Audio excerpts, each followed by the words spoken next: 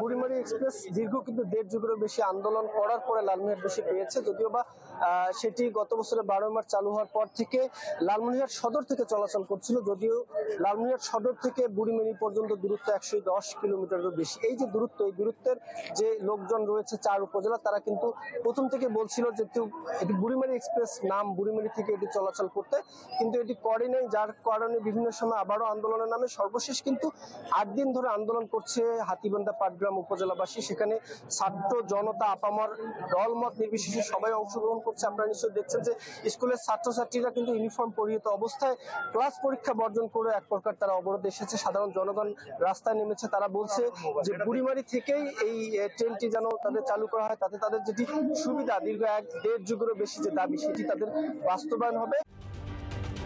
ঢালাইয়ে দৃঢ়তা, নির্মাণে নিশ্চয়তা, প্রিমিয়ার সিমেন্ট, ঢালাইয়ের রাজা।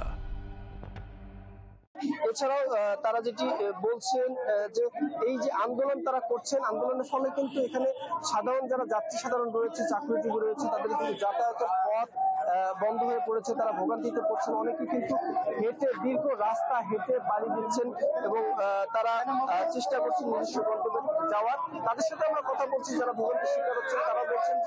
তারাও বলছেন যে যেহেতু এটি জনতার দাবি, যার ফলে সরকারের উচিত দ্রুত এই দাবি পূরণ করবার। এবং আমি যে প্রতিদিন 8 দিন ধরে এই আন্দোলন চলছে, গত 8 দিন ধরে কিন্তু বুড়িমারিগামী যে 4 জোড়া ট্রেন ছিল সেগুলো চলাচল বন্ধ।